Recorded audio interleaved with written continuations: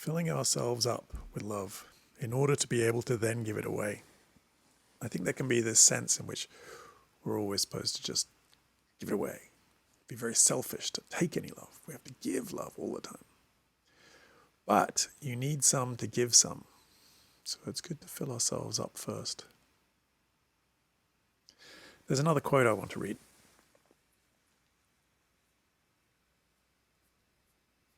Which I'm having a hard time getting, but there we go. Now, some of you who've taken my class before will have heard this quote before, and many of you also may have heard this quote. There's various stories on the internet about its origin. Some people say it's an old Cherokee story. Some people say that's rubbish. It's just a story that Billy Graham used to tell. But regardless, I like it because I think it illustrates what we're doing here. So, story goes, an old Cherokee is teaching her granddaughter about life.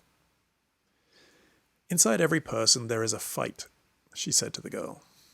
It is a terrible fight, and it is between two wolves. One is evil. She is anger, envy, sorrow, regret, greed, arrogance, self-pity, guilt, resentment, inferiority, lies, false pride, superiority, and ego. The other is good. She is joy, peace, love, hope, serenity, humility, kindness, benevolence, empathy, generosity, truth, compassion, and faith. The same fight is going on inside you too. Granddaughter thought about it for a moment and then asked her grandmother which wolf will win. The old Cherokee simply required, the one you feed. And I think that's what we're doing here. In the literature and the teachings on this subject, the word I see most commonly used is cultivation. So we are trying to cultivate this. It's as if there is this seedling in your heart, seedling of love and kindness. But it needs nurturing, it needs cultivation, it needs food and water and light. We need to shine a light on it, to focus on it, to allow it to grow, allow it to get strong. And that's what these exercises are about. And it's not one and done. I'm a work in progress for sure. But this is work that can be done. It's a skill that can be learned. And what better skill to learn? And primarily for ourselves. I know there's this sense that, I want to be loving for other people. And that's great. It's a wonderful idea to have, and it's a wonderful thing to do, and I'm not saying you shouldn't do that. But we need to start, like the way that this is transformational is that we start with ourselves.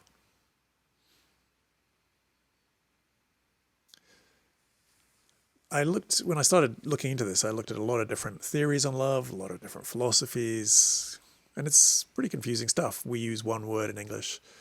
The Greeks use 5 words, and obviously it means a lot of different things.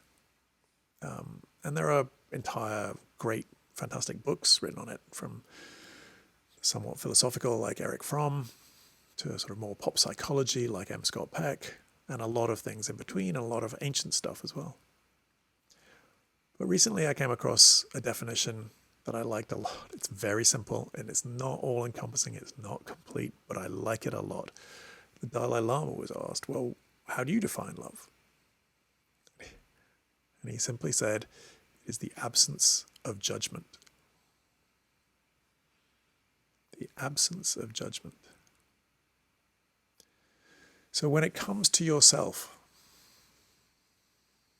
I wonder how much absence of judgment there is.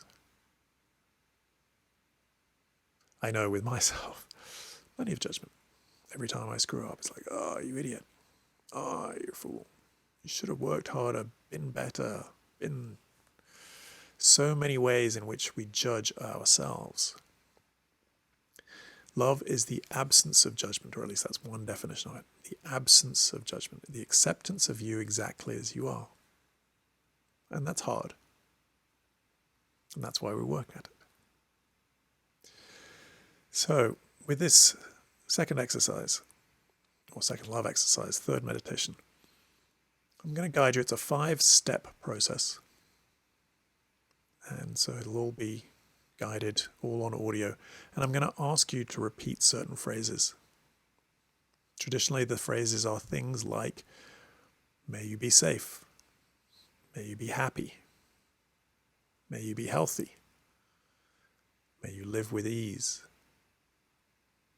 You can use any phrases you like, and if English is not your first language, please don't use English. There's nothing great about English particularly. Use sentences from your native language, but it doesn't really matter which ones you use. The idea is that we're just going to repeat certain phrases over and over.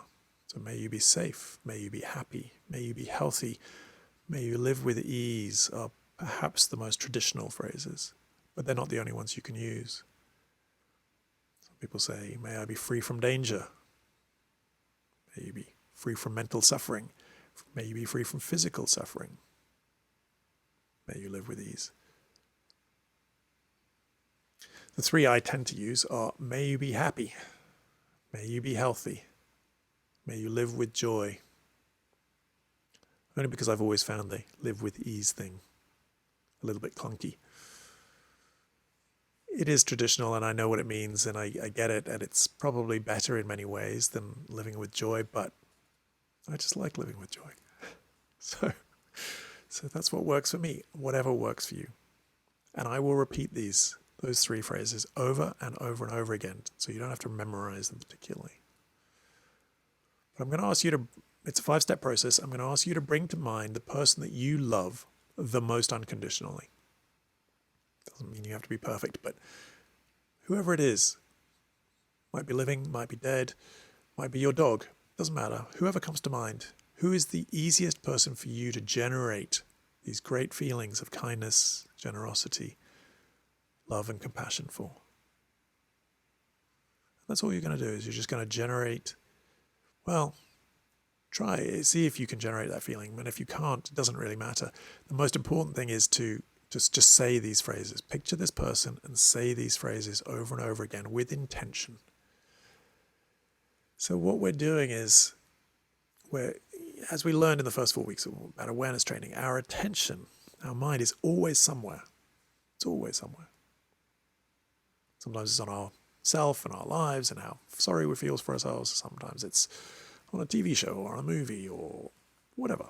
Might be at work, solving a problem, whatever. Our attention is always somewhere. And in the awareness training, what we're doing is we're just choosing to place it somewhere else. We're choosing to place it in a specific place in the present moment. And this works a little bit similarly. It's not quite the same, but it's a little bit similarly insofar as by repeating these phrases, what we're doing is we're trying to take our attention and direct it in this direction towards kindness and love. So with some intention towards the person that you're saying it to, may you be happy, may you be healthy, may you live with joy. And you don't have to be perfect, and you're going to lose concentration and all that's going to happen. But just at the very least, keep trying to say the phrases, and to the extent that you can, keep bringing your attention back to saying it as well as you can with intention. So the 5 steps are this person that you love the most, yourself, which can be tricky, but just do your best. Somebody neutral. Now, there are lots of ways this is described. Traditionally, it's often somebody who you don't really notice. And that's fine. It's never really worked for me as a description. So I've always preferred, it's just somebody that you don't know very well. Somebody that you see, you interact with, you know them, but you don't know them well. You don't know them well enough to know whether you like them or you don't like them. So I've always brought to mind, somebody at the dry cleaners or at the post office, or somebody who waits on me in a restaurant that I go to. It can be a neighbor, it can be a work colleague, somebody that's in your life, but you don't know them that well. And we're just going to do our best about sending them love, kindness, generosity. Step 4 is where we up the ante a little bit. We make it a little bit hard. And the invitation is to think of somebody that you find a little bit difficult. Now, we're not going for somebody that you hate. This is introduction to meditation. It is not advanced love and compassion for your enemies or something like that. We're just practicing. We're experimenting with this thing a little bit. So we're just making it a little bit harder by bringing to mind somebody who's a little bit annoying. That might be a work colleague, could be a neighbor, might be your child, it could be a spouse, it could be all sorts of things. But a family member is often a good place to find one of these. So if somebody comes to mind, that it's not that you hate them, you don't hate them, but they can be annoying. And in this exercise, we are not condoning behavior, we're not looking for forgiveness, we're not trying to do any of those things.